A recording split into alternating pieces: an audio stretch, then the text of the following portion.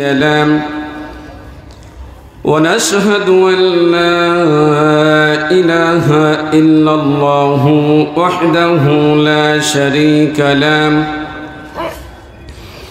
ونشهد أن سيدنا وسندنا وحبيبنا ونبينا ومولانا محمد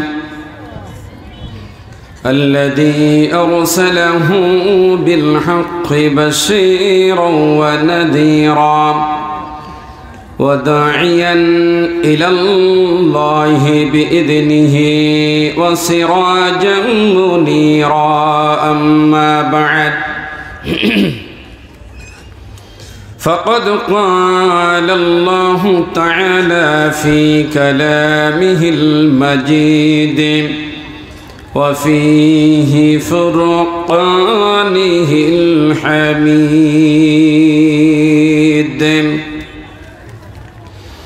أعوذ بالله من الشيطان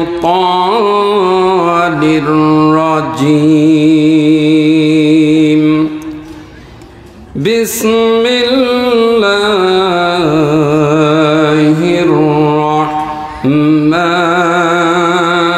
الرحمن الرحيم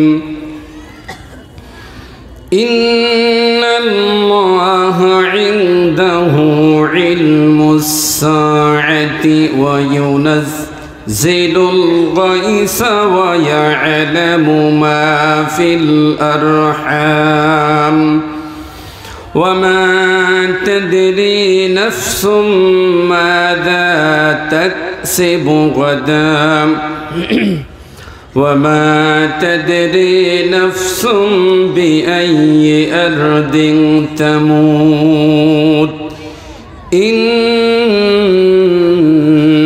الله عليم خبير. وقال تعالى إنا أنزلنا عليك الكتاب للناس بالحق فمن اهتدى فلنفسه ومن ضل فإنما يضل عليها وما أنت عليهم بوكيل إلى آخر آية. عن أبي هريرة رضي الله تعالى عنه قال قال رسول الله صلى الله عليه وسلم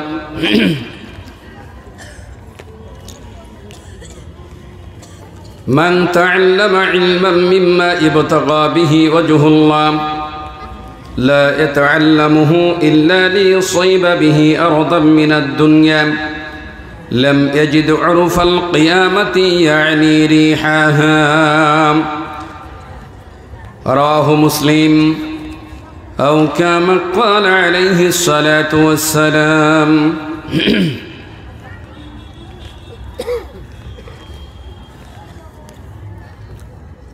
পৃথিবীতে কেউ স্থায়ী হয় না, হোক না সে ফেরাউন কিংবা নমরুদ, কেউ ভবে চিরকাল রয় না। পৃথিবীতে কেউ তো স্থায়ী হয় না, হোক না সে ফেরাউন কিংবা নমরুদ, কেউ ভবে চিরকাল রয় না।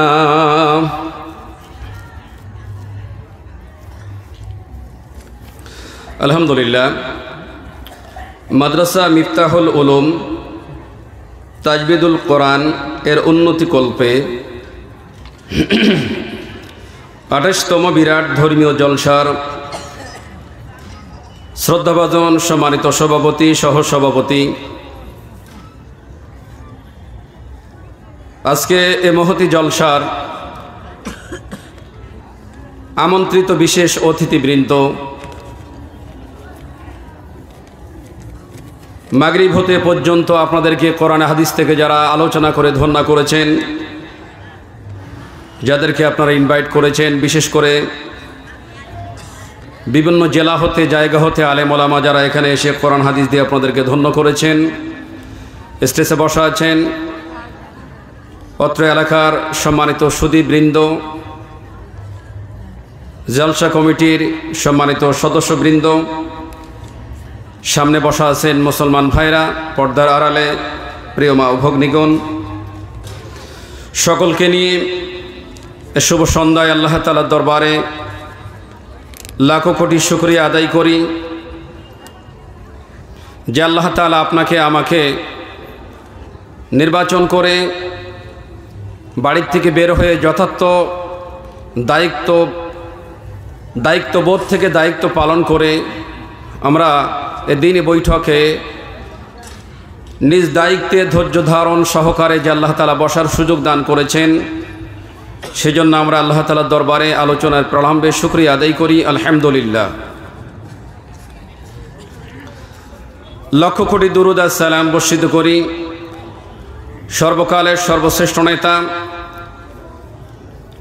যিনি হলেন শরিয়াতের প্রণেতা, যিনি কোনো কথা ইয়েস বললে সেটা শরিয়াত হয়ে যেত, না বললে সেটা না হয়ে যেত। তিনি পৃথিবীতে বেঁচে নেই, রেখে গিয়েছেন আদর্শ, তিনি রেখে গিয়েছেন তার রেখে যাওয়া সুন্নাত, তার প্রতি আনিত আল্লাহর পক্ষ থেকে নাজিলকৃত কোরআন আল কারীম। একটু আগে 3টি বাচ্চা কোরআন আল কারীমের হাফেজ হওয়ার জন্য তাকে জালসার মঞ্চ থেকে তাদের মাথায় সম্মানের যে পাকড়িটি প্রদান করানো হলো, এটা দেখানোর জন্য দেখানো হলো আসলেই তারা পৃথিবীতে সবচেয়ে যে জ্ঞানপ্রাপ্ত আল্লাহর পক্ষ থেকে যেটি নাজিলকৃত সেটার হাফেজ হতে পেরেছে। আলহামদুলিল্লাহ। তো সেই রসুলের প্রতি আল্লাহ তাআলার পক্ষ থেকে মানব জাতির হেদায়েতের জন্য যে কোরআন আল কারীম নাজিল করেছিলেন, রসুল সাল্লাল্লাহু আলাইহি ওয়াসাল্লাম পৃথিবীতে বেঁচে নেই, রেখে গিয়েছেন আদর্শ। আমরা সুদূর ভারতবর্ষের জমিন থেকে রসুলের প্রতি দুরুদ আর সালাম বর্ষিত করি। আল্লাহুম্মা সাল্লি আলাইহি আল্লাহুম্মা বারিক আলাইহি। সম্মানিত শ্রোতাবৃন্দ যারা বসে আছেন, বেশি লং টাইম আমি আপনাদেরকে বসার জন্য বলছি না, তবে আমি তথ্যমূলক একটি আয়াত বা 2টি আয়াত আপনাদের খেদমতে তেলাওয়াত করেছি। একটা সার্বজনীন আয়াত আর একটি হলো তথ্যমূলক আয়াত, একটা গবেষণামূলক আয়াত আপনাদের খেদমতে তেলাওয়াত করেছি। এখন আপনারা আমার কথার উত্তর দিবেন, সেটি হলো এই যে বিভিন্ন জায়গায় যারা এখানে সায়েন্সের ছাত্র, আর্টসের ছাত্র, কমার্সের ছাত্র যারা এখানে আছেন, ভার্সিটি ইউনিভার্সিটির ছাত্র যারা আছেন, ইংলিশ মিডিয়ামে যারা লেখাপড়া করছেন, অথবা যারা শিক্ষক মহোদয় আছেন, সকলকেই যদি আওয়াজ পেয়ে থাকে তাহলে মোটামুটি কথার দিকে একটু কান লাগাবেন। বিভিন্ন সময় যে আমাদের পৃথিবীতে যে গবেষণা কেন্দ্রগুলো হয়, গবেষণা কেন্দ্র, এই গবেষণা কেন্দ্র এটা পাবলিক প্লেস হয় না, হয় নাকি? হয় না। গবেষণা কেন্দ্র হয় একটা নির্দিষ্ট গবেষণাগারে। সেই গবেষণাগারে যারা গবেষণায় যারা স্টাডি করেন, যারা গবেষণার ট্রেনার থাকেন, প্রফেসর থাকেন, তারা খুব হাই কোয়ালিটি, তারা হাই সোসাইটি, তারা খুব উচ্চ লেখাপড়া যারা জানেন তারাই। তো তারা সেখানে যে কি করেন, ওই গবেষণাগারে যাদেরকে নিয়ে গবেষণা শিক্ষা প্রদান করেন তারা সাধারণ এরাম খেটে খাওয়া মানুষ নয়, তারা 1 নম্বর ব্রিলিয়ান্ট বাচ্চা হতে হবে এবং তারা সর্ববিষয়ে খুবই এক্সপার্ট হতে হবে। তাহলে ওই গবেষণাগারে তাদেরকে নিয়ে গবেষণামূলক কথা বললে সেগুলো তারা তাদের ব্রেনে ধরে নিয়ে দেশ এবং জাতির একটা ভালো ফলাফল বা রেজাল্ট দিতে পারবে। এই শ্রেণীর জায়গাকে আমরা গবেষণাগার বলে থাকি না? আচ্ছা, উত্তর দিচ্ছেন না কেন আপনারা? গবেষণাগার বলে থাকি না? এখন পৃথিবীতে যত গবেষণার যে বইগুলো আছে, এই গবেষণা বইয়ের ভিতরে সর্বশ্রেষ্ঠ গবেষণা বইয়ের নাম হলো কোরআন আল কারীম। পৃথিবীতে সবচেয়ে গবেষণাগার বা গবেষণার যেই বইটি বা গবেষণা করার জন্য সবচাইতে যেই বইটি সবচাইতে বেশি পরিচিত, সুপরিচিত, সে বইটির নাম কি? কোরআন আল কারীম। আপনি জানেন কিনা জানি না, যারা এখানে আর্টসের সায়েন্সের ছাত্র আছেন, আপনারা শুনে নেন, আজ আপনারা ইংলিশ অথবা ইংলিশ মিডিয়ামে লেখাপড়া শিখে যে সায়েন্সের থেকে ডাক্তার হবেন, ইঞ্জিনিয়ার হবেন, পাইলট হবেন, ক্যাপ্টেন হবেন, আপনাদেরকে বলছি সেটি হলো কোরআন আল কারীম বাদ দিয়ে, আউট করে দিয়ে, অপশনাল করে দিয়ে পৃথিবীর কোনো ব্যক্তি ইঞ্জিনিয়ার হতে পারবে না, পৃথিবীর কোনো ব্যক্তি বিজ্ঞান হতে পারবে না। কারণ কোরআন আল কারীম বিজ্ঞানের একটি বই। আল্লাহ তাআলা বললেন ইয়াসিন ওয়াল কোরআনিল, বলেন কোরআনিল হাকিম। আল্লাহ তাআলা শপথ করলেন বিজ্ঞানময় কোরআন আল কারীমের। তার মানে কোরআন আল কারীম হলো বিজ্ঞান। কোরআন আল কারীমের ভিতরে মজার বিষয়, 816টা আয়াত আছে, 816টা আয়াত আছে শুধু সায়েন্সের, বিজ্ঞানের আয়াত। সুতরাং মুসলিমদের কাছে আল্লাহ তাআলার পক্ষ থেকে যে বিরাট এই যে গাইডটা, জ্ঞানের বইটা এসছে, এটা এমন একটা গবেষণার বই, এমন একটা স্টাডি অ্যানালাইসিসের বই। দুর্ভাগ্যবশত আমরা এটাকে স্টাডি অ্যানালাইসিস কোনোটাই করতে পারলাম না। আমাদের দুর্ভাগ্য হলো এটি। এটা কি বলেন তো আমাদের দুর্ভাগ্য। এবার আসেন আমরা প্রথম একটা আয়াত একটু গবেষণা করি, যদিও বা এটা গবেষণাগার না। এই যে পরিবেশে মানুষ উঠবে নামবে, এতে আমাদের বক্তব্য, কথার মুভমেন্ট এদিক ওদিক চলে যায়। এরপরও অনেকটা পরিবেশ ভালো আছে, আলহামদুলিল্লাহ সুম্মা আলহামদুলিল্লাহ। পরিবেশ যতক্ষণ অনুকূলে থাকবে ততক্ষণ পর্যন্ত চেষ্টা করব একটা আয়াতের একটা ব্যাখ্যা আপনাদেরকে করি। আগে দেখেন কোরআন আল কারীম কত বড় সায়েন্সের কিতাব, কত বড় গবেষণার কিতাব, কত বড় জ্ঞান সম্পন্ন কিতাব, আল্লাহ তাআলার কিতাব। একটু দেখেন, আল্লাহ তাআলা বললেন আল্লাহু ইয়াতাওয়াফাল আনফুসা হিনা মাউতিহা ওয়াল্লাতী তামুত ফি মানামিহা ফায়ুমসিকুল্লাতী ক্বাদা আলাইহাল মাউতা ويرسل الأخرى إلى أجل مسمى إن في ذلك لآيات لقوم يتفكرون আল্লাহ তাআলা বললেন সূরা জুমারের 42 নম্বর আয়াত। পৃথিবীর মুফাসসিররা এই আয়াতের শুধু ব্যাখ্যাটা সেখানে লিখেছেন। এই আয়াতটা নিয়ে পৃথিবীর বিজ্ঞানরা কিভাবে স্টাডি করেছে দেখেন। আমরা মুসলিমরা তো স্টাডি করতে জানি না, এ জ্ঞান তো আমাদের নাই। কিন্তু যারা এটাকে স্টাডি অ্যানালাইসিস করেছে, পৃথিবীর ম্যাক্সিমাম জ্ঞান নাস্তিক হয় না, আস্তিক হয়। কি হয়? আস্তিক হয়ে যায় তারা। আমার ভাইরা, কোরআন আল কারীমের সূরা জুমারের এই 42 নম্বর একটি আয়াতকে তারা 1 নয় 2 নয় 9 বছর ধরে তারা স্টাডি অ্যানালাইসিস গবেষণা তারা করেছে।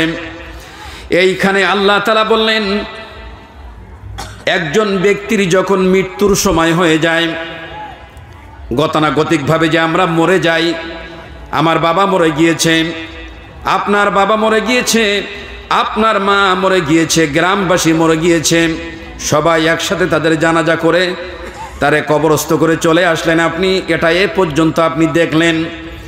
আল্লাহ তাআলা বললেন কোন ব্যক্তি যখন মৃত্যুর সময় হয়ে যায়, আল্লাহ তাআলা ওই মৃত্যু ব্যক্তির জীবন হরণ করে থাকেন, আত্মা নিয়ে নেন, রুহুটা নিয়ে নেন। রুহু মরে না। রুহ কি হয় না? রুহু কিন্তু মরে না। একজন মানুষ যখন মরে যায়, তার দেহ মরে যায়, রুহু মরে না। রুহু জিন্দা থাকতে আল্লাহ উঠাই নিয়ে নেন। আমার ভাইরা, মুফাসসিররা এই আয়াতের ব্যাখ্যা করেছেন মৃত্যু ব্যক্তির মৃত্যুর সময় যখন হয়ে যায় তখন তার জীবনটা তো বের করে নিয়ে নেন। কিন্তু একজন ব্যক্তি যখন ঘুমায় যায়, ঘুমান্ত ব্যক্তি যখন ঘুমায়, যার কোনো বোধ থাকে না, চেতনা বোধ থাকে না, ধারণ ক্ষমতা থাকে না, একজন ব্যক্তি যখন ঘুমায় গেল মানে মরে গেল। এটি ওই মৃত্যু, ঘুমান্ত ব্যক্তি মানে মৃত্যুর দিকে চলে গেল। ওই ব্যক্তির আত্মা ওই ব্যক্তির কাছে আর থাকে না, ওখান থেকে বের হয়ে যায়। মানে আপনি যে ঘুমাবেন বাড়িতে, কথা ভালো করে বুঝে নেবেন। আজ আমার ভাইরা, প্রত্যেক দিন আপনি বাড়িতে ঘুমান, আমি বাড়িতে ঘুমাই। ঘুমানোর পর আমাদের আত্মা আমাদের দেহে থাকে না। তাহলে আত্মা কোথায় যায় আপনি কি জানেন? কোনো দিন তো ভাবেননি এটি। একজন ব্যক্তি যখন রাতের ভিতরে ঘুমায় যায়, ওই ঘুমান্ত ব্যক্তির আত্মা আল্লাহ তাআলা গ্রহণ করে থাকেন। আমার ভাইরা, ঘুমান্ত ব্যক্তি যখন ঘুমান, ওর আত্মা যখন আল্লাহ ধরে ফেলেন, আল্লাহর কাছে যখন ওই ব্যক্তির আত্মা চলে যায়, রাতে ঘুমালেন, আত্মা চলে গেল, আল্লাহ দেখালেন লোকটা সারাদিন কি পরিমাণ আল্লাহর জমিনে নাফরমানি করেছে, আল্লাহর জমিনে কি পরিমাণ আল্লাহর সাথে কুফরি করেছে, কি পরিমাণ আল্লাহর সাথে বেঈমানি করেছে, এটা আল্লাহর জানতে বাকি নাই। আল্লাহ যখন রূহটা ধরেন তখন জানেন এটা হলো কুফরি আত্মা, এটা হলো অপবিত্র আত্মা, এ হলো জালিম আত্মা, এ হলো মুনাফিক। এটা আল্লাহ সকাল বিকাল তিনি সবই জানেন। আত্মা যখন আল্লাহ ধরে ফেলেন, আর পৃথিবীতে যখন চলাফেরা মানুষরা করে, এটা আল্লাহ আরো ভালো জানেন।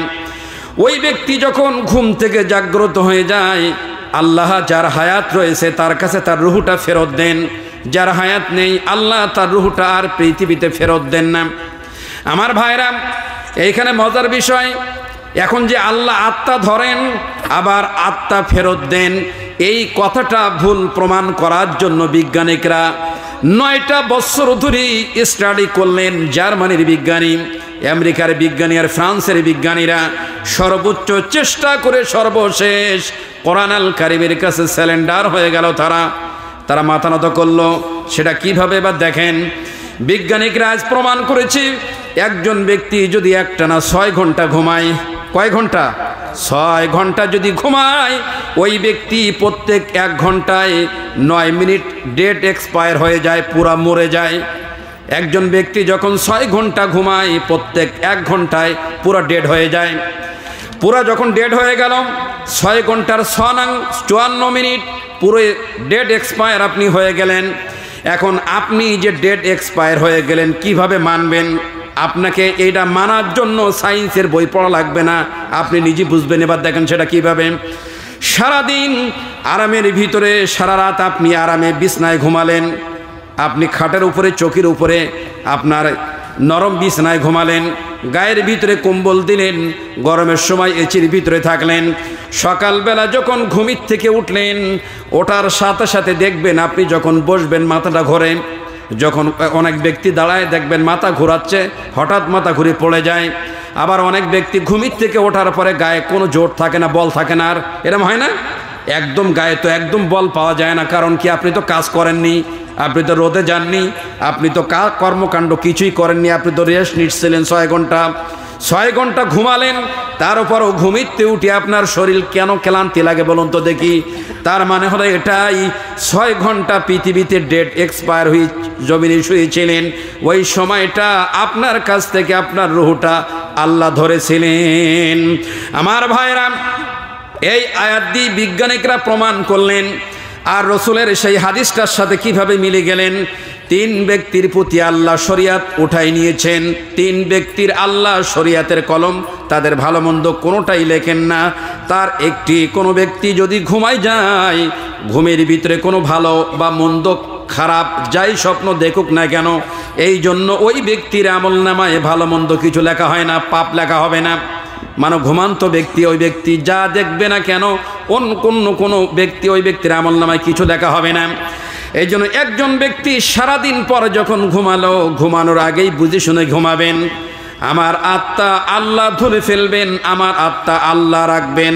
সারাটা দিন আল্লাহর জমিনে কি পরিমাণ নাফরমানি করলাম, কি পরিমাণ অন্যায় করলাম, এটা বুঝবেন। এটা ভালো করে স্টাডি অ্যানালাইসিস করবেন, বুঝে শুনে এরপরও আপনি ঘুমাবেন। এখন কেউ যদি বলে আমি আর ঘুমাবো না, ঘুমালে তো আল্লাহ আত্মা ধরে ফেলবে, সুতরাং ঘুমানোর দরকার নেই।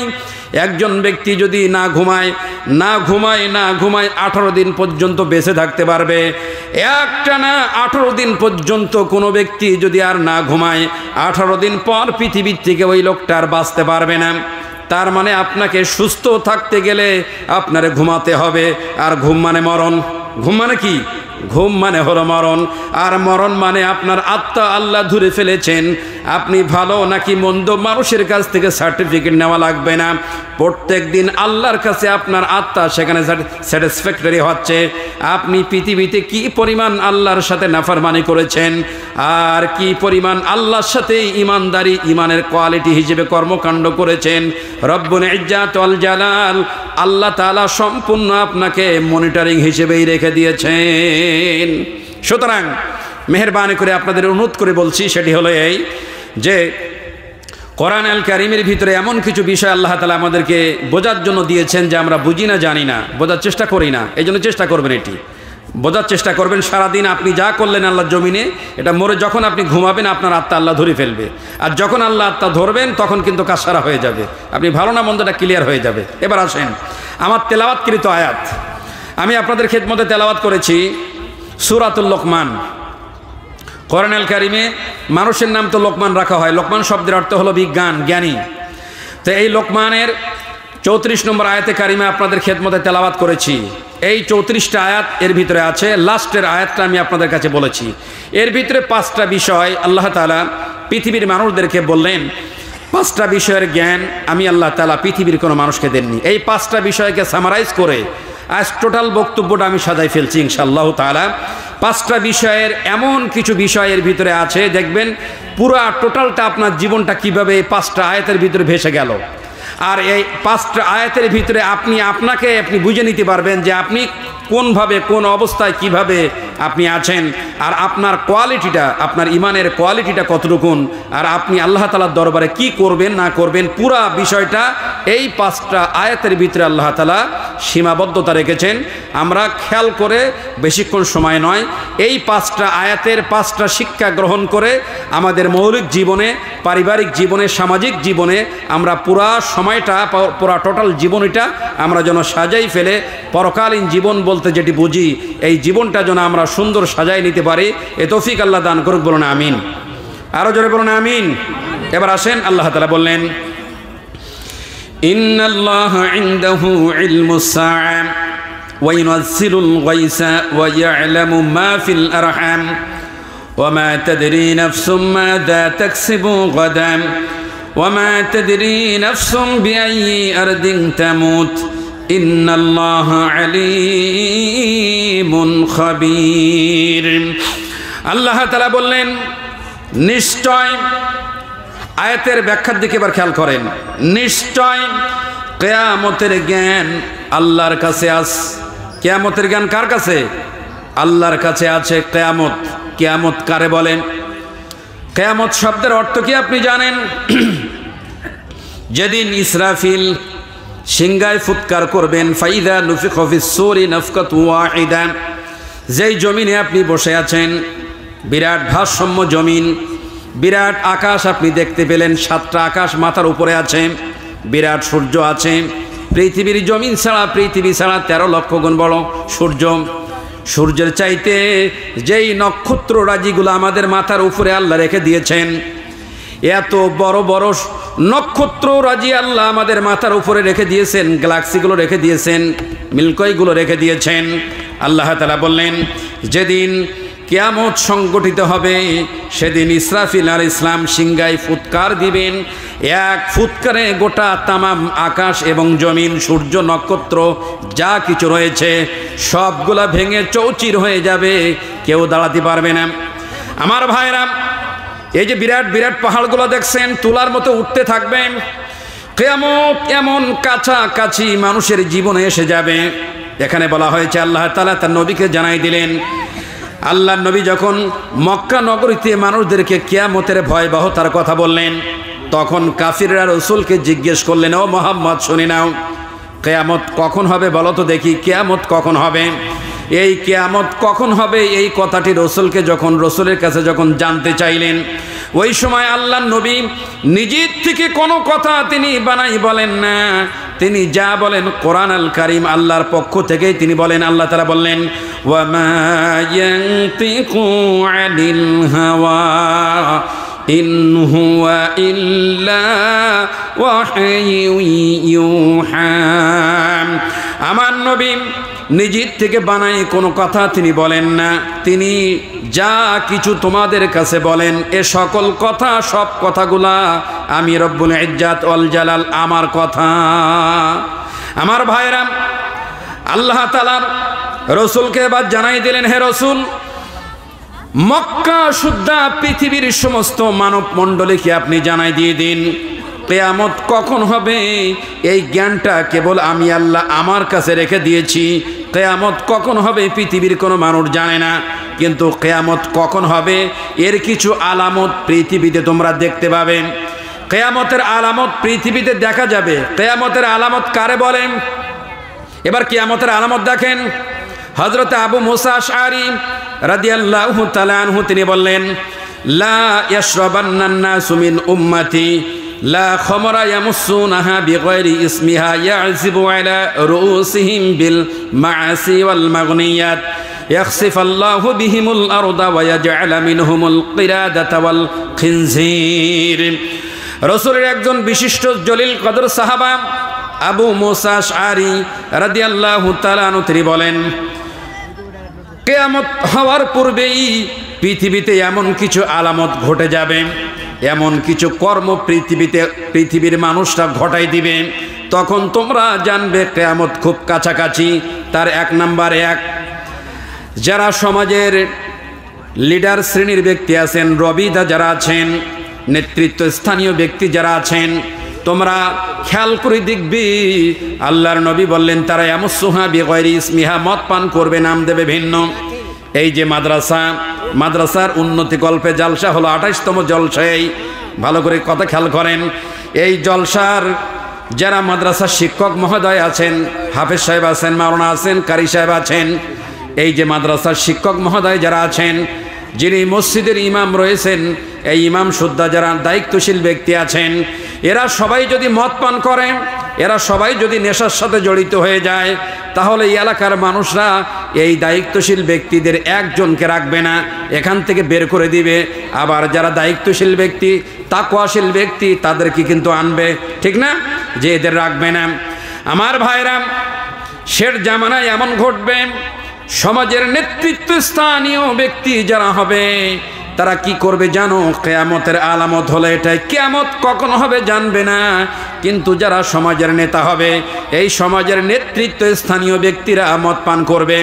শুধু তাই নয়, এই ব্যক্তিরা যখন এদের কাছে আসবে, দুইটা জিনিস দিয়ে তাদেরকে সংবর্ধনা দিবে, দুইটা জিনিস দিয়ে তাদেরকে মোস্ট ওয়েলকাম দিবে।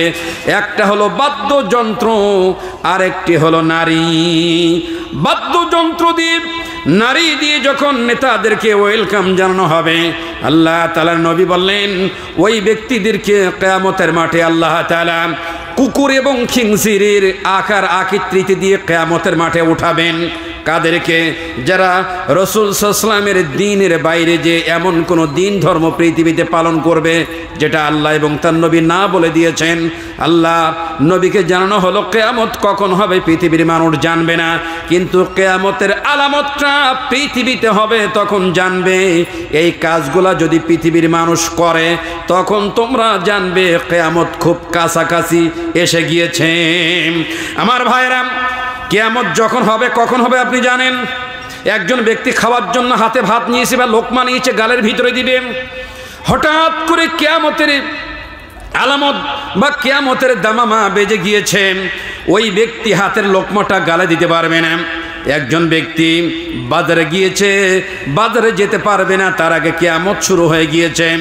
একজন ব্যক্তি বকরির কাছ থেকে বা বলদের কাছ থেকে বা গাভীর কাছ থেকে দুধ দহন করছে, দুধ দহন করতে করতে হঠাৎ করে দুধ দহন শেষ হয়ে যায় নাই, কিয়ামত শুরু হয়ে গিয়েছে। আল্লাহর নবী বললেন কিয়ামত এমনভাবে পৃথিবীতে শুরু হবে, আর শুরু হওয়ার আগে পৃথিবীর মানুষরা আল্লাহকে এমন পরিমাণ রাগান্বিত করবে, আল্লাহর সাথে এমন নাফরমানি করবে, গোটা পৃথিবীর জমিনটা একেবারে পাপে পরিপূর্ণ করে ফেলবে।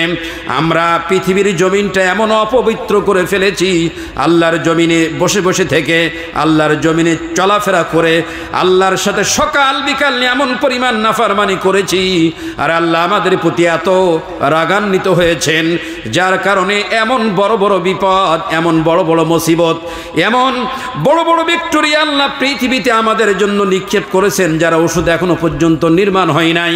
আমার প্রিয় ভাইরা, সুতরাং কিয়ামতের আলামত হলো এগুলাই।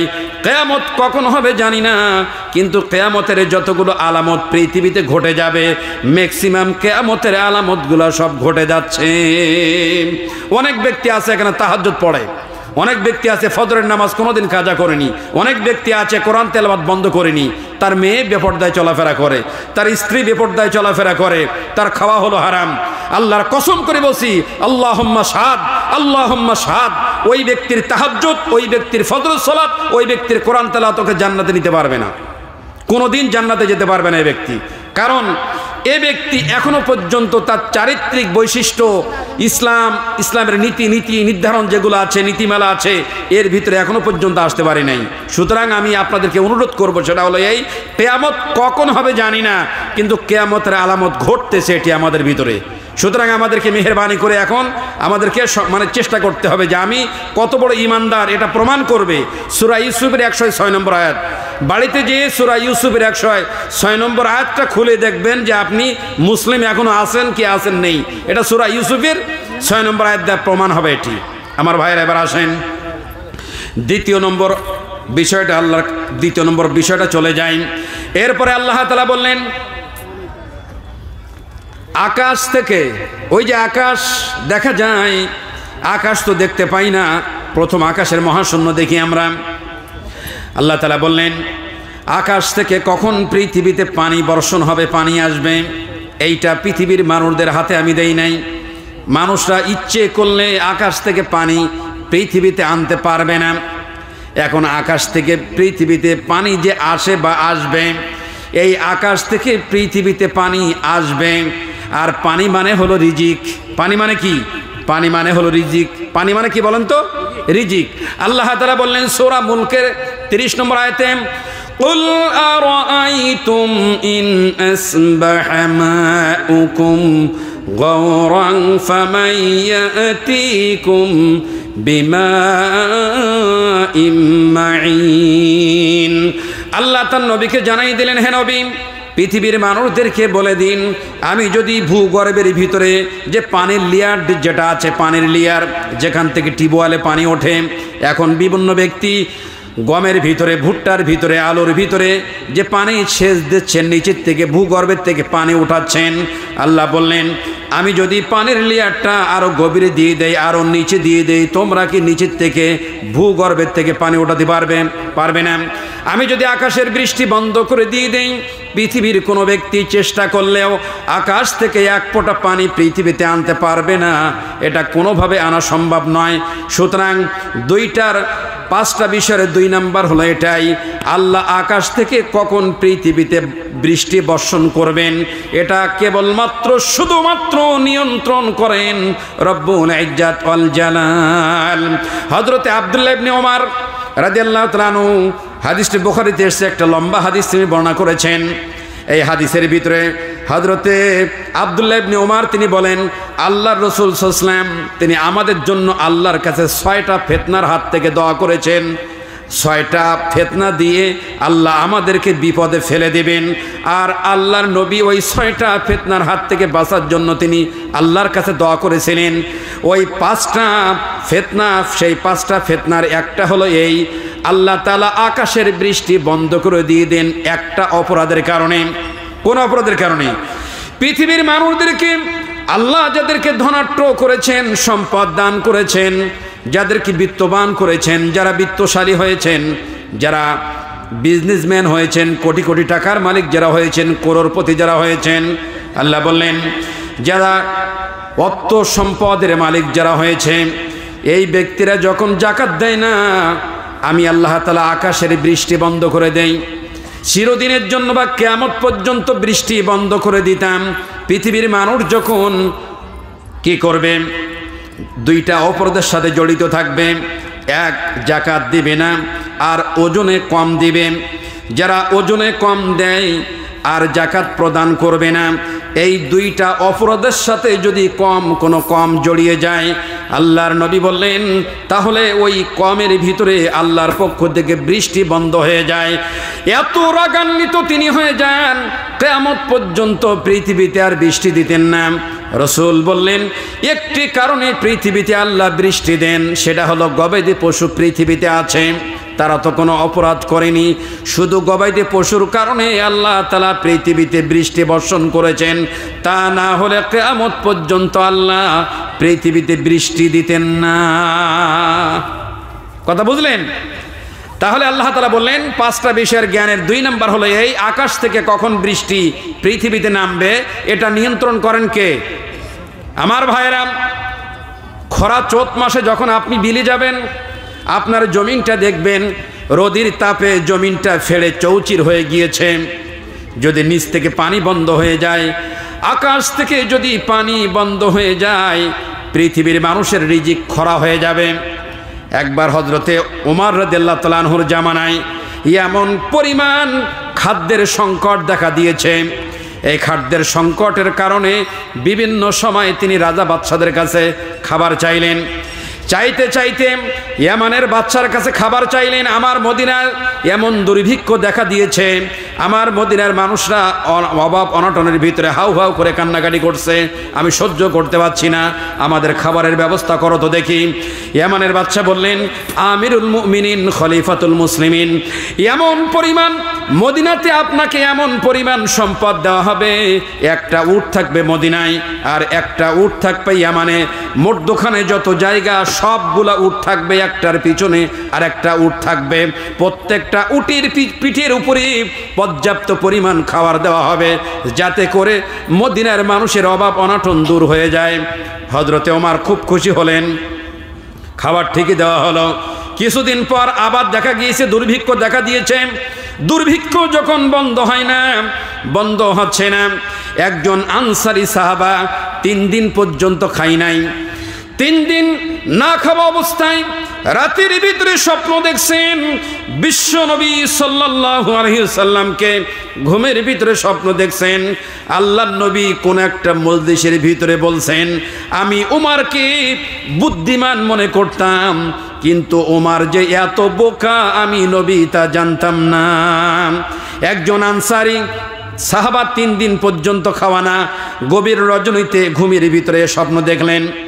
না খাওয়া অবস্থায় মসজিদে নবাবিতে আসলেন নামাজ আদায়ের জন্য, ফজরের নামাজ। আগের কাতারে দাঁড়ালেন।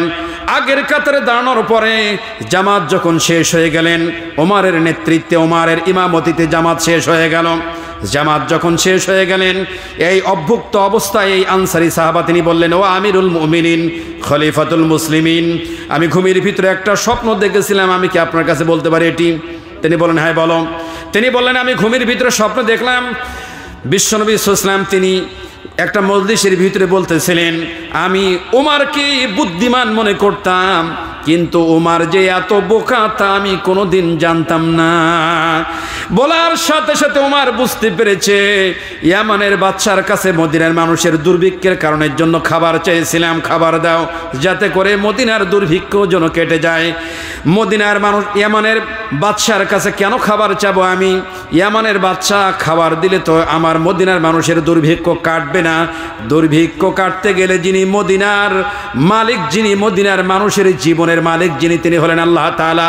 আমি ওমর কেন আল্লাহ তাআলার কাছে সাহায্য চাইলাম না? সুবহানাল্লাহ বললেন না? আমার ভাইরা, এবার আর দেরি করলেন না ওমর, সাহাবাদেরকে বললেন, দ্রুত তাড়াতাড়ি ফাঁকা ময়দানে চলে যাও, চলো যাই আমরা 2 রাকাত ইস্তেখারের সালাত আদায় করে হাতগুলা উত্তোলন করে উল্টা করে আল্লাহর কাছে দোয়া করলেন। দোয়া করতে করতে আকাশ থেকে আল্লাহ বৃষ্টি দান করলেন। ওই বৃষ্টি এমনভাবে গোটা মদিনার জমিনটাকে, মদিনার মাটিটাকে আল্লাহ সজীব করে দিয়ে দিলেন। সেদিন থেকে আল্লাহ তাআলা মদিনার দুর্ভিক্ষ দুর্ভিত করে দিয়া দিলেন। আমার ভাইয়ের আল্লাহ তাআলা বললেন, আকাশের বৃষ্টিটা আমি নিয়ন্ত্রণ করি। বৃষ্টি মানে কি তোমরা জানো? বৃষ্টিটাই হলো রিজিক। বৃষ্টিটাই কি? বৃষ্টিটাই হলো রিজিক। এটা আমি নিয়ন্ত্রণ করেছি। আমি যদি এটি দেশের প্রধান যারা আছে, বৃষ্টি যদি তাদের নিয়ন্ত্রণ করে দিতাম, এরা দুর্নীতি করতো, গরিবদের পানি দিত না, গরিবদের ফসল আদিতে এরা পানি দিত না, গরিবদের প্রতি আরো নির্যাতন কঠোর হয়ে যেত। যার কারণে আমি আল্লাহ তাআলা আকাশের বৃষ্টিটা আমি আল্লাহ তাআলা নির্ধারণ করেছি। আমি আল্লাহ, আমার নিয়মে এটা চলে। আপনি যখন চৈত মাসে আপনার জমিনে গেলেন, জমিন রোদের কিরণে তাপে জমিনটা যখন ফেলে চৌচির হয়ে যায়, নিচের থেকে পানি বন্ধ হয়ে গেল, আফসোস হচ্ছে, আহারে যদি একটু আকাশ থেকে পানি আসতো জমিনটা সজীব হয়ে যেত। আল্লাহ বললেন, বান্দা চিন্তা করবি না, পেরেশানি তুমি হয়ো না। আমি আল্লাহ তাআলা পৃথিবীর জমিনটাকে এমনভাবেই আমি আল্লাহ তাআলা রিজিকের জন্য এমনভাবেই তোমাকে রিজিক দেওয়ার জন্য তারে প্রস্তুতি গ্রহণ করে নিয়ে নেই। 9 মাসের কোনো বাচ্চা সন্তান প্রসব হওয়ার জন্য যেমন ব্যতিব্যস্ত হয়ে যায়, প্রস্তুতি গ্রহণ করে, যেই জমিনটা ফেলে চৌচির হয়ে গিয়েছি ওই জমিনে আমি আল্লাহ তাআলা আমার আকাশের রহমতের পানি বর্ষণ করে তোমাকে রিজিকের জন্য আমি আল্লাহ তাআলা বন্ধ ব্যবস্থা করে দিয়া দেই। ওই রিজিকগুলো তুমি ভক্ষণ করে এসে পা না চাওয়ার বলো আমার জমিনে খুব ভালো ফসল হয়েছে, এই ব্যক্তি ভালো চাষি। কত বড় নিমখারাম, কত বড় বেঈমান, কত বড় কুফরি কথাও ব্যক্তি বলে ফেলেছে। আল্লাহর জমিনে আল্লাহ ফসল দান করেছেন, এটি পাওয়ার পরে শুকরিয়া আদায় করবে, আল্লাহর সম্পদ বৃদ্ধি করে দিবে। এটা না করে মানুষ একে অপরের সাথে লড়াই করতে থাকে, একে অপরের সাথে বলতে থাকে আমার জমিনে ভালো ফসল হয়েছে, আমি হলাম ভালো চাষি। জি না, এ ফসল আপনি দেননি, ফসল দিয়েছেন কে? আল্লাহ তাআলা। সুতরাং আল্লাহ তাআলা বললেন আকাশের পানিটা আমি আল্লাহ তাআলা নিয়ন্ত্রণ করি। এ নিয়ন্ত্রণ কার? নাকি আপনার হাতে? আল্লাহ তাআলার হাতে। এবার 3 নম্বর আসেন। 3 নম্বর বিষয়টা কতটা জটিল দেখেন, এত চিন্তাযুক্ত, এত গবেষণামূলক বিষয় এখানে।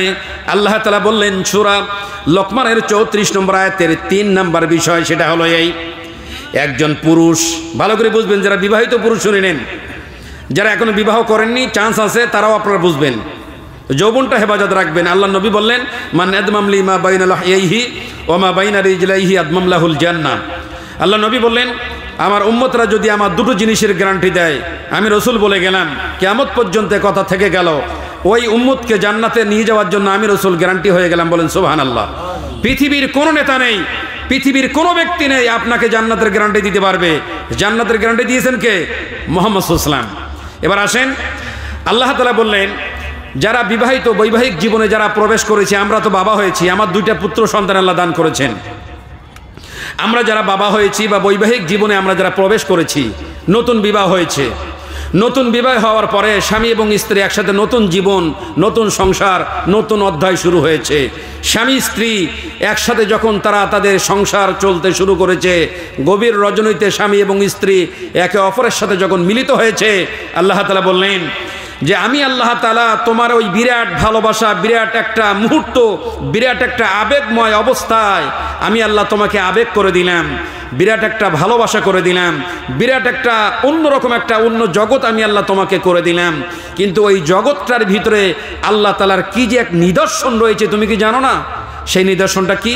সেই নিদর্শনটা হলো এই, পিতার পৃষ্ঠদেশ হতে সবেগে নির্গত হওয়া যেই তুচ্ছ পানি বের হলে গোসল ফরজ হয়ে যায়, নির্গত পানি যেটা বের হয়ে গেল, সেই পানির ভিতরে আপনি একজন আর আমি একজন। আমাদের সৃষ্টির উৎসাহ দেখেন, যেটা শরীর থেকে বের হলে গোসল ফরজ হয়ে যায়। এখন যেটা বের হয়েছে বিজ্ঞানিকরা প্রমাণ করেছে, এখন আরে কি জ্বালা দেখেন, আল্লাহ কি কেন গবেষণা করতে বললেন।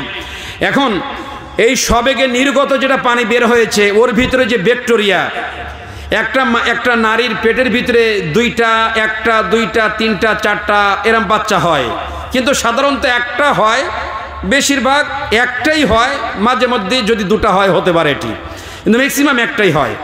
এখন আল্লাহ তাআলা বললেন একটা পিতার পৃষ্ঠদেশ থেকে যে ব্যাকটেরিয়াগুলো বের হয়, যে মানুষগুলো বের হয়, সেই মানুষের ভিতরে সেই সংখ্যা, সেই ব্যাকটেরিয়ার ভিতরে সংখ্যা হলো কি জানেন? 2টো রেওয়াত পাওয়া যায়। এক, কিছু কিছু বিজ্ঞানিকরা, জার্মানির বিজ্ঞানিকরা বলেছেন যে পিতার পৃষ্ঠদেশ থেকে যে ব্যাকটেরিয়া বের হয়েছে, ওই ব্যাকটেরিয়া 18 থেকে 19 কোটি ব্যাকটেরিয়া বের হয়ে গেছে একবারে। আর ফ্রান্সের এবং আমেরিকার বিজ্ঞানী, নাসা বিজ্ঞানিকরা বলেছেন যে একটা পুরুষের পৃষ্ঠদেশ থেকে যেটা বের হয়েছে 38 থেকে 39 বা 40 কোটি ব্যাকটেরিয়া একসাথে বের হয়েছে।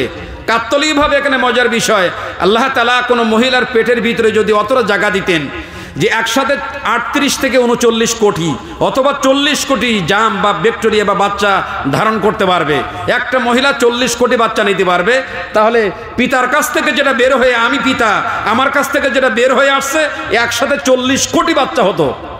এখন আপনি এখানে মজার বিষয়টা দেখেন, এখানে বিরাট একটা চিন্তার বিষয়, একটু চিন্তা করবেন এইটা নিয়ে। সেই চিন্তাটা কি?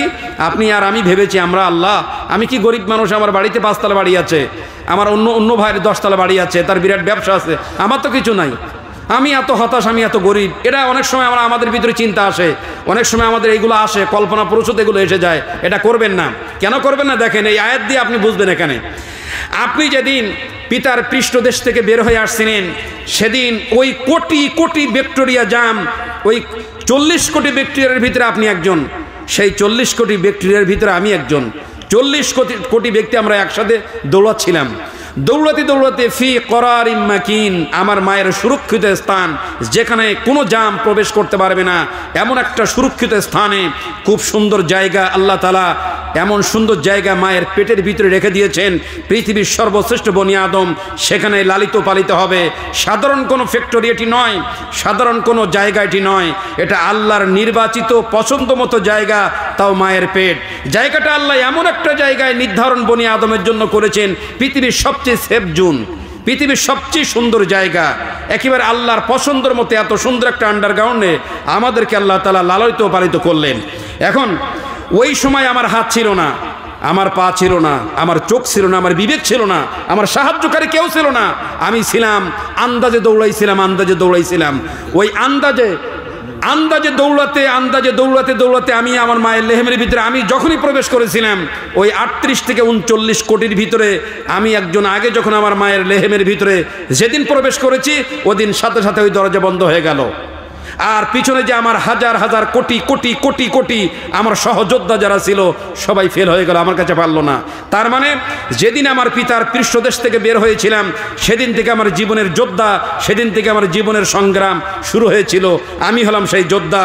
যেদিন আমার কেউ ছিল না, কেউ পথ দেখাতে পারেনি, অন্ধকার জগতের ভিতরে দৌড়াইছিলাম, সেদিন যদি জিতে পাশ করে পৃথিবীতে আসতে পারি, আমি সেই লোকটা না? তাহলে এখন আজকে হতাশ কিসের আপনার?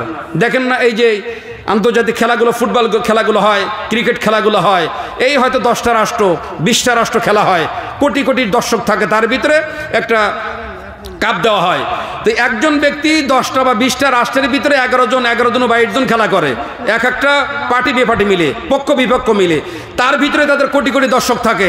এই কোটি কোটি দর্শকের ভিতরে দেখা গিয়েছে একজন ব্যক্তি বা একটা দল তারা জিতে নিতে পেরেছে। তাদের পিছনে পেট্রোনাইজ করা, তাদের পিছনে সাহায্য করা, তাদের পিছনে হেল্প করা, তাদেরকে কোর্স, তাদেরকে ট্রেনিং দেওয়া, কত কিছু করার পরেও অনেক সময় ফেল করার হারে তারপরে দেখা যায় এটা এই পর্যন্ত। কিন্তু আপনি আর আমি, আমাদের সৃষ্টি জগতে কেউ ছিল না আমাদের। সেদিন যদি আমি জিতে, সেদিন যদি আমি সংগ্রাম করে, সেদিন যদি আমি আমার পথকে, দুর্গম পথকে পাড়ি দিয়ে আমি জায়গা মতো পৌঁছাতে পারি, তাহলে পৃথিবীতে আমার জ্ঞান, পৃথিবীতে আমার বিজ্ঞান, পৃথিবীতে আমার সাহিত্যিক, পৃথিবীতে আমার বিদ্যা, পৃথিবীতে বুদ্ধি, পৃথিবীতে চক্ষু, পৃথিবীতে মানে আমার স্ত্রী, আমার সন্তান, আমার গ্রামবাসী, আমার বন্ধু বান্ধব, গোটা সব কিছু থাকার পরেও আপনি আর আমি আজকে কেন পিছিয়ে আছি? আপনি বলুন তো দেখি। পিছিয়ে থাকার কিছু নেই। তথাকথিত বক্তব্য খালি শুনেন না, গবেষণা করেন, চিন্তা করেন এটি নিয়ে। আল্লাহ তাআলা বললেন, আফালা ইয়াতাদাব্বারুনাল কোরআন, তোমরা কি আমার কোরআন নিয়ে একটু চিন্তা করো না, গবেষণা করো না? কোরআনুল কারীম হলো গবেষণার বই, এটি একটু গবেষণা করতে হবে আমাদের। তো 5টা বিষয়ের 3 নাম্বার হলো এটাই যে আল্লাহ তাআলা বললেন যে একটা ভ্রূণ মায়ের লেহেমের ভিতরে, মায়ের জরায়ুর ভিতরে যেটা প্রবেশ করেছে, এবার ওখানে আরও কি মজার বিষয় আছে দেখেন। আল্লাহর নবী তিনি বললেন যে মা পেটের ভিতরে সন্তান নিয়েছে, মা জানে না ছেলেটা ভালো হবে নাকি মন্দ হবে, মা জানে না ছেলেটা কালো হবে নাকি ধলো হবে, মা জানে না ছেলেটা ছেলে হবে নাকি মেয়ে হবে, মা ইয়াও জানে না আমার বাচ্চাটার চেহারা সুরত কেমন হবে, কেউ জানে না এটি। আল্লাহ তাআলা বললেন, ইন্নাল্লাহা লা ইয়াখফা আলাইহি শাইউন ফিল আরদি ওয়ালা ফিস সামা। একজন সন্তান যখন মায়ের পেটের ভিতরে থাকে, ওর আকার আকৃতি, ওর গঠন, ওর হিউম্যান বডি কেমন হবে, আমি রব্বুল ইজ্জাত ওয়াল জালাল, আমি হলাম কারিগর, আমি আল্লাহ ডিসাইড করেছি, আমি আল্লাহ ঠিক করেছি ওর হাত দুটা কোন জায়গায় হলে মানাবে, চোখ দুটো কোন জায়গায় হলে মানাবে, কান দুটা কোন জায়গায় হলে মানাবে। যেই মা গর্ভের ভিতরে ধারণ করে রেখেছে, আমি আল্লাহ মায়ের কাছ থেকে কোনোদিন পরামর্শ নেই নাই, বাবার কাছ থেকে কোনোদিন পরামর্শ নেই নাই। আমি আল্লাহ নিজ দায়িত্বে মানুষের সুরাতগুলা দান করেছি, আকার আকৃতিগুলা দান করে দিয়েছি। এটা আমি আল্লাহ আমার নিজ দায়িত্বে আমি আল্লাহ তাআলা করেছি। একটা মেয়েকে দেখার সাথে সাথে মানুষরা ত্রাস লেগে যায় আর বলে কি সুন্দর দেখতে, বিরাট ভালো দেখতে। আমার প্রিয় ভাইরা, ওই সুন্দর দেখার আগে জ্ঞানবান ব্যক্তিরাই তখন বলে এই সুন্দর মেয়েটা, এই সুন্দর ছেলেটা যিনি নৈপুণ্যতা দিয়ে নিপুণ করে যিনি সৃষ্টি করেছেন, যার নৈপুণ্যতার ভিতরে কোনো ভুল ভ্রান্তি নাই, যার নৈপুণ্যতার ভিতরে কোনো রকম ত্রুটি বিচ্যুত পাওয়া যায় না। আল্লাহ সৃষ্টির ভিতরে পৃথিবীর কোনো ব্যক্তি যদি ভুল ধরতে যায় তার চক্ষু তার দিকে ফেরত আসবে। আল্লাহর নৈপুণ্যতার ভিতরে, আল্লাহ সৃষ্টির ভিতরে পৃথিবীর কোনো মানুষ ভুল ধরতে পারবে না। পারবে না কি? পারবে না। আমার ভাইয়েরা, পেটে ধারণ করেছে এমন এক সন্তান, জগৎজোড়া সন্তান, জগৎজোড়া নাম খ্যাতি হবে মা জানা এটি। মক্কার যিনি প্রধান ইমাম আব্দুর রহমান আস-সুদাইস, তার কোরআন আল কারীম তেলাওয়াত শুনলে মনে হয় নতুন করে যেন আল্লাহ ওহী করতেছেন। যত কঠোরতা ব্যক্তি হোক না কেন, কঠোর হৃদয়ের ব্যক্তি হোক না কেন, আব্দুর রহমান আস-সুদাইসের কণ্ঠে কোরআন আল কারীম তেলাওয়াত করলে, তেলাওয়াত শুনলে হৃদয় জোড়াই যায়।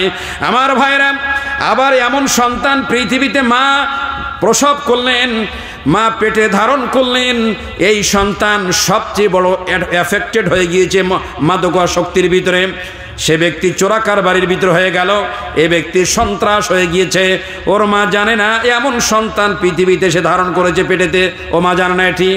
আল্লাহ বললেন 5টা বিষয়ের জ্ঞানের 3 নাম্বার হলো এটাই, মানুষ জানে না তার মা পেটের ভিতরে যে সন্তান ধারণ করেছে ও সন্তান ভালো হবে নাকি খারাপ হবে, পৃথিবীর কোনো মাকে আমি আল্লাহ তাআলা জানতে দেই নাই।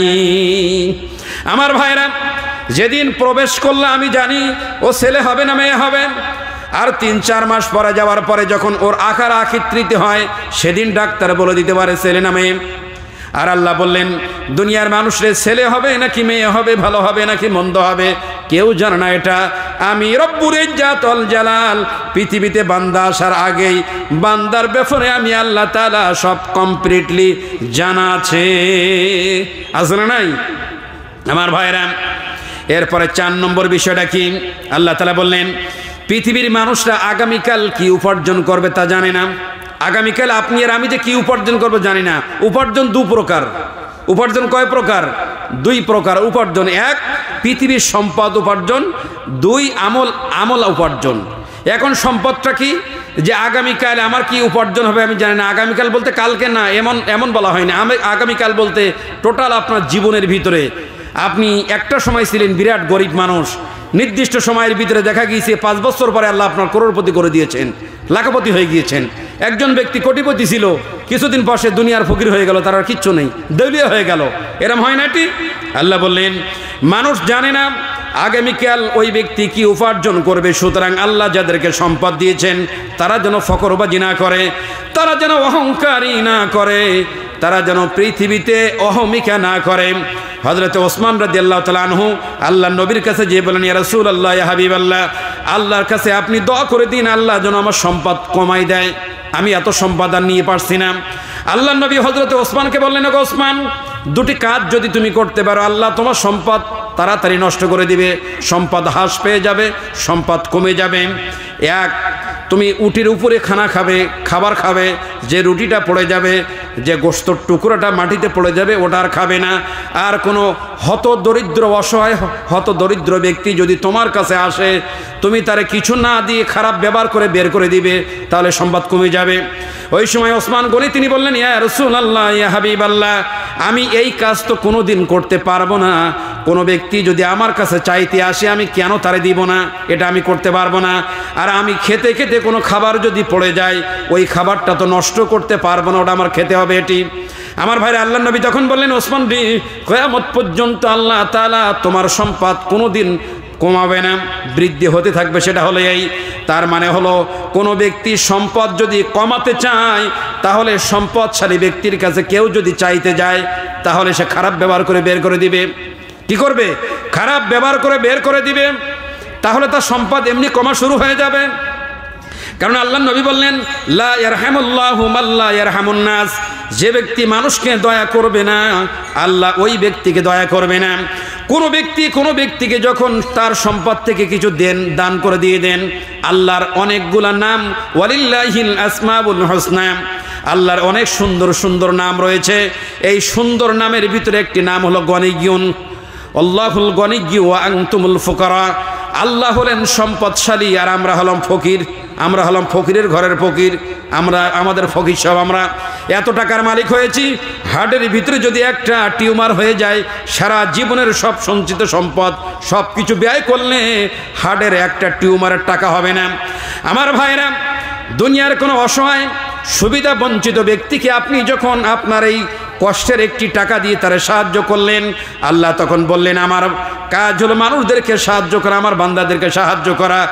এই দয়ার কাজ আমার বান্দা যখন আমার বান্দারে দয়া করেছে, আমি আল্লাহ দায়িত্ব হয়ে যাই আমার বান্দাকে আমি আল্লাহ আমার সম্পদ বৃদ্ধি করে দিয়ে দেওয়া। বলুন সুবহানাল্লাহ। এই জন্য যারা দান করে তারা ঠকে না, যারা দান করে তাদের সম্পদ কমে না, তাদের সম্পদ আল্লাহ বৃদ্ধি করে দিয়ে দেয়। সুবহানাল্লাহ বললেন না আমার ভাইরা? 4 নম্বর বিষয়টা হলো এই, আল্লাহ বললেন পৃথিবীর মানুষ জানে না আগামীকাল সে কি উপার্জন করবে, সে জানে না, এটি কোনোদিন বোঝার উপায় নেই, কোনোদিন জানবে না, কোনোদিন বুঝবে না আগামীকাল তার কি কি উপার্জন আছে।